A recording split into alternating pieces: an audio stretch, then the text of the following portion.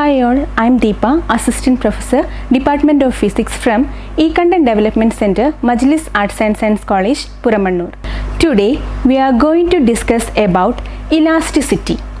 Elasticity is a property of matter. When an external force applied on a material, it gets deformed.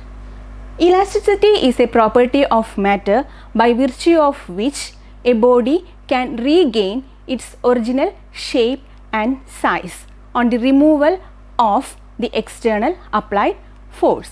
If the body completely recovers its original shape or size, then we can say that the body is perfectly elastic. Example, quarks. But if the body retains its modified state, then we can say that the body is perfectly plastic. The physical reason behind the property of elasticity is quite different for different materials. For example, in the case of metals, when an external force applied on it, the atomic lattice changes the size and shape, and on the removal of the external force, the atomic lattice regains its size and shape. And in the case of rubber, stretching of polymer chains causes the elasticity. There are two terms related with elasticity.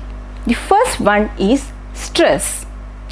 When an external force applied on a body, an internal reaction force developed inside the body.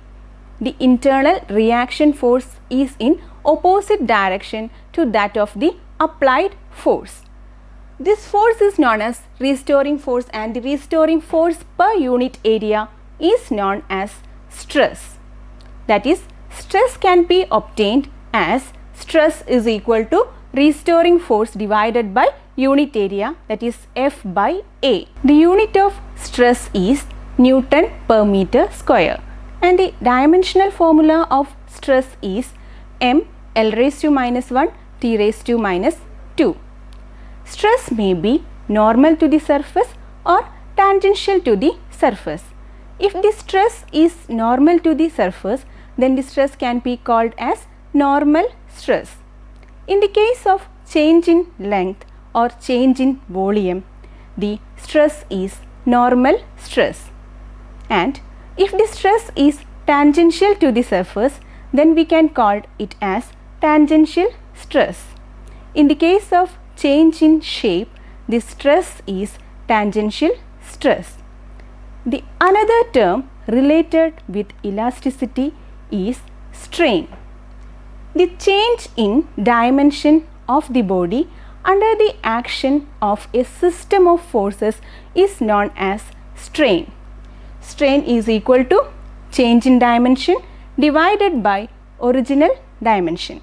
There are longitudinal strain, volume strain and shearing strain. Longitudinal strain is equal to change in length divided by original length.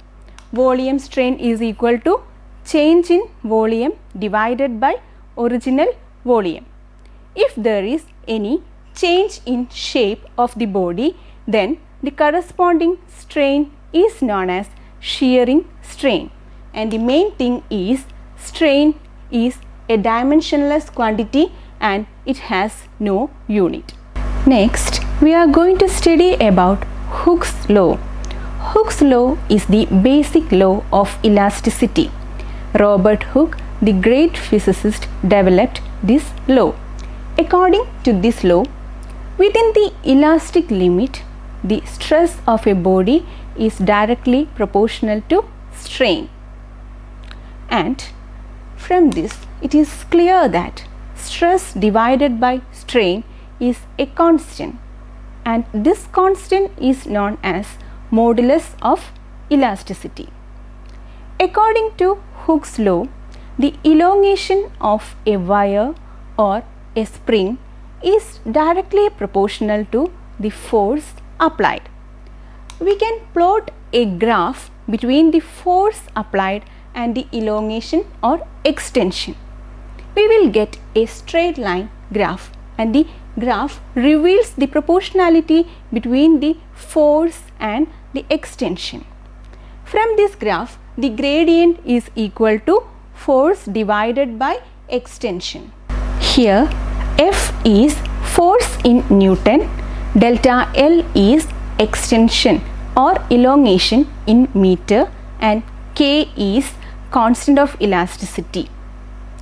And here there is a point in the graph beyond which Hooke's law is no longer exist, and this point is known as elastic limit.